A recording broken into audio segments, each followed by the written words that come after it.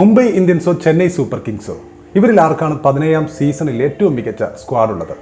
IPLന്റെ 16 വർഷത്തെ ചരിത്രത്തിലെ ഏറ്റവും മികച്ച ഫ്രാഞ്ചൈസികളെന്ന് ചൂണ്ടിക്കാണിക്കപ്പെടുന്ന രണ്ട് ടീമുകളാണ് ചെന്നൈ സൂപ്പർ കിങ്സും മുംബൈ ഇന്ത്യൻസും, the undisputed kings of IPL. WWE റെസ്ലിംഗിലെ റോമൻ റെയിൻസും റാൻഡി ഓർട്ടനും എന്ന പോലെയാണ് ഇരു ടീമുകളും കിരീടം കിട്ടി അറപ്പുമാറിയവർ. ഫുട്ബോളിലാണെങ്കിൽ ബാഴ്സയും റയലും എന്ന പോലെ തന്നെ.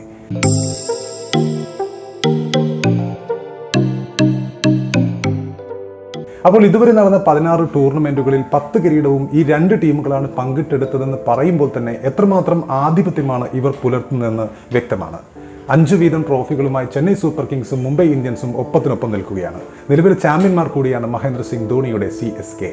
അപ്പോൾ IPLലെ എൽ ക്ലാസിക്കോ എന്നാണ് മുംബൈ CSK പോരാട്ടം പലപ്പോഴും വിശേഷിപ്പിക്കപ്പെടാറുള്ളത്. വരാനിരിക്കുന്ന സീസണിലേക്ക് പുതിയ ചില കളിക്കാരെ ടീമിലേക്ക് കൊണ്ടുവന്ന് CSKയും മുംബൈ ഇന്ത്യൻസും തങ്ങളുടെ ആയുധത്തിന് മൂർച്ച കൂട്ടിക്കഴിയുകയും ചെയ്തിട്ടുണ്ട്. അപ്പോൾ ഇവരിൽ ആർക്കാണ് 17ാം സീസണിൽ ഏറ്റവും മികച്ച സ്ക്വാഡ് ഉള്ളത് എന്ന് നമ്മൾ പരിശോധിക്കുമ്പോൾ ശരിക്കും ഈ ലേലത്തിൽ ഏറ്റവും ബുദ്ധിപരമായ വാങ്ങലുകൾ നടത്തിയ ഒരു ടീമാണ് ചെന്നൈ സൂപ്പർ കിങ്സ്, മഹേന്ദ്ര സിംഗ് ധോണിയുടെ Chennai Super Kings. Rachin Ravindra, Shardul Thakur, Daryl Mitchell, Sameer Rizvi, Mustafizur Rahman, Avanish Rao എന്നിവരെയാണ് ചെന്നൈ ഈ ലേലത്തിൽ വിളിച്ചെടുത്തിട്ടുള്ളത്. രച്ചിൻ രവീന്ദ്രയെ വാങ്ങിയതോടെ തന്നെ ധോണിപ്പട ടൂർണമെന്റിൽ തങ്ങളുടെ ഭാവി കണക്കാക്കിയുള്ള ലേലമായിരുന്നു വിളിച്ചത്.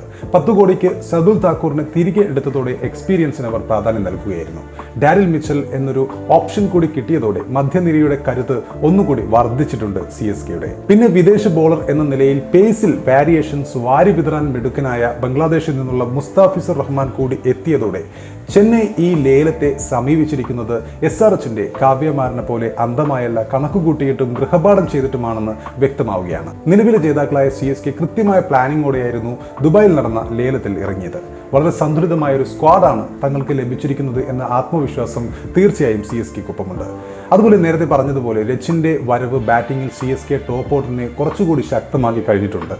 പക്ഷേ ഡവൻ കോൺവേ, ഋതുരാജ് ഗെയ്ക്വാഡ്, അജിങ്ക്യ രഹാനെ എന്നിവർ നേരത്തെ തന്നെ ടോപ്പ് ഓർഡറിൽ ഉള്ളതിനാൽ രച്ചിനെ എവിടെ കളിപ്പിക്കുമെന്നത് ഒരു ചോദ്യമാണ്. 4 വിദേശ താരങ്ങളെ മാത്രമേ കളിപ്പിക്കാൻ സാധിക്കൂ എന്നതിനാൽ ഇപ്രാവശ്യവും മിച്ചൽ സാൻഡർ എന്ന സ്പിന്നർക്ക് ഇത്തവണയും അവസരം കിട്ടില്ലെന്ന് ഏറെക്കുറെ ഉറപ്പാണ്. കഴിഞ്ഞ കുറച്ച് സീസണുകളായി ടീമിലുണ്ടെങ്കിലും സാൻഡറിന് വളരെ കുറച്ച് അവസരങ്ങൾ മാത്രമേ CSK സ്ക്വാഡിൽ പ്ലേയിങ് 11-ൽ ലഭിച്ചിരുന്നുള്ളൂ. അതുപോലെ മുംബൈക്ക് കിട്ടാത്ത വലിയൊരു ബോണസ് കൂടി CSKക്കൊപ്പമുണ്ട്. അവരുടെ captain Mahendra Singh Dhoni, the experienced one. മുമ്പ് ഹർഷ ബോഗ്ലെ പറഞ്ഞതുപോലെ ഒരു ക്യാപ്റ്റൻ 2 കളിക്കാരുടെ ഗുണം ചെയ്യുന്നത് നിങ്ങൾ കാണണമെങ്കിൽ നിങ്ങൾ ചെല്ലേണ്ടത് CSKയുടെ ധോണിയുടെ മടയിലേക്കാണ്. തന്റെ ടീമിലെ ഏറ്റവും മികച്ച കളിക്കാരെ കണ്ടെത്താനും ബെസ്റ്റ് 11 തിരഞ്ഞെടുക്കാനും മിടുക്കനാണ് ക്യാപ്റ്റൻ കൂൾ മഹേന്ദ്ര സിംഗ് ധോണി. അതുകൊണ്ട് തന്നെ 11 കുറിച്ച്, തന്റെ പ്ലേയിങ് 11 കുറിച്ച് അദ്ദേഹത്തിന് കൃത്യമായി ധാരണ ഉണ്ടാകുമെന്ന് ഉറപ്പാണ്. അതുപോലെ തന്നെ മോശമല്ലാത്തൊരു ബൗളിംഗ് ലൈനപ്പും ഇപ്പോൾ CSKക്കൊപ്പമുണ്ട്. ദീപക് ചഹാർ, അതുപോലെ ടീമിലേക്ക് മടങ്ങിയെത്തിയ ഷർദുൽ താക്കൂർ, രവീന്ദ്ര ജഡേജ എന്നീ എക്സ്പീരിയൻസ്ഡ് അവരുടെ സാന്നിധ്യം CSKക്ക് കരുത്താവും. മറ്റൊരു സ്പിന്നർ കൂടി ഉൾപ്പെടുത്തുകയും മദീഷ പതിരാനെ, മുസ്താഫിസുർ റഹ്മാൻ എന്നിവരിൽ ഒരാളെ കളിപ്പിക്കുകയും ചെയ്താൽ CSK വളരെ സന്തുലിതമായ ഒരു പ്ലേയിങ് 11 തന്നെ ടൂർണമെന്റിൽ ഇറക്കുമെന്ന് ഉറപ്പാണ്. ഇനി മുംബൈ ഇന്ത്യൻസ് ടീമിലേക്ക് വരികയാണെങ്കിൽ ഇപ്പോൾ തന്നെ ക്യാപ്റ്റൻസി വിവാദം പുകയുകയാണ് അവിടെ. അതിനൊപ്പം ഫെബ്രുവരി വരെ ട്രേഡ് വിൻഡോ തുറന്നിട്ടതിനാൽ ആരൊക്കെ ടീം വിടും എന്ന ആശങ്കയുമുണ്ട്. അതിനൊപ്പം ഹാർദിക് പാണ്ഡ്യ, സൂര്യകുമാർ യാദവ് എന്നിവരുടെ പരിക്കും രോഹിത്തിന്റെ അപമാനിക്കപ്പെട്ട വേദനയും മുംബൈ നിരയിലുണ്ട്. അപ്പോൾ ഇപ്രാവശ്യം ലേലത്തിൽ ജെറാഡ് കോഡ്സി, ദിൽഷൻ മധുശങ്ക, ശ്രേയസ് ഗോപാൽ, നുവാൻ തുഷാര, നമൻദീർ, അൻഷുൽ കാംബോജ്, മുഹമ്മദ് നബി, ശിവാലിക് ശർമ്മ എന്നിവരെയാണ് ലേലത്തിൽ അവർ ടീമിലേക്ക് കൊണ്ടുവന്നിട്ടുള്ളത്. ഒരുപാട് കളിക്കാരെ വാങ്ങുകയെന്ന ലക്ഷ്യത്തോടെയല്ല മുംബൈ ലേലത്തിന് എത്തിയതെന്ന് വ്യക്തമാണ് ഈ നിര കാണുമ്പോൾ. ബോളിംഗ് ആയിരുന്നു അവർക്ക് ശക്തിപ്പെടുത്തേണ്ടിയിരുന്നത്. അതുകൊണ്ട് തന്നെ മുംബൈ കൂടുതലും ബോളർമാരെയാണ് ലേലത്തിൽ നോട്ടമിട്ടത്. കോഡ്സിയുടെയും മധുശങ്കയുടെയും വരവ് മുംബൈ ബോളിംഗിന്റെ മൂർച്ച കൂട്ടിയിട്ടുണ്ട്.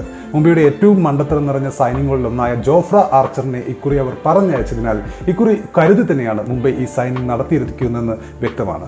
ഇവർ ലോകകപ്പിൽ മിന്നും പ്രകടനം നടത്തിയവരാണ് കോഡ്സിയും അതുപോലെ തന്നെ മധുശങ്കയും. അവർക്കൊപ്പം ബുംറ കൂടി ചേരുന്നതോടെ മുംബൈ ബോളിംഗ് നിര അതിശക്തമായി മാറുമെന്നുറപ്പാണ്. അതുപോലെ നബിയെ ലോവർ ഓർഡറിൽ കളിപ്പിച്ചാൽ ബാറ്റിങ്ങിന് കുറച്ചുകൂടി ആഴം കിട്ടുകയും ചെയ്യും. പക്ഷേ സ്പിൻ ബോളിംഗ് വിഭാഗം അത്ര മികച്ചതല്ല എന്നതാണ് മുംബൈ നേരിടുന്ന മറ്റൊരു പ്രശ്നം. പീയൂഷ് ചൗളയ്ക്കൊപ്പം ശ്രേയസ് ഗോപാലാവും സ്പിൻ കൈകാര്യം ചെയ്തേക്കുക. ഈ 2 ടീമുകളിൽ ആരുടേതാണ് ബെസ്റ്റ് സ്ക്വാഡ് എന്ന് ചോദിച്ചാൽ രണ്ടും ബാലൻസ്ഡായ ടീം തന്നെയാണെന്ന് പറയാം. എങ്കിലും ഒരു നേരിയ മുൻതൂക്കം ചെന്നൈക്കാണെന്ന് പറഞ്ഞാലും തെറ്റില്ല. കാരണം ചെന്നൈ ടീമിന്റെ നട്ടെല്ല് എന്ന് പറയാവുന്നത് ഒരുപടി മികച്ച വെറ്ററൻ താരങ്ങളുടെ സാന്നിധ്യമാണ്. അവരുടെ ക്യാപ്റ്റൻ കൂൾ MS ധോണിയുടെ സാന്നിധ്യമാണ്. അവരിൽ നിന്നും നല്ല സംഭാവനകൾ ലഭിക്കുകയാണെങ്കിൽ 6ാം കിരീടം ഒരുപക്ഷെ ഈ സീസണിൽ ചെന്നൈ അടിച്ചേക്കാം.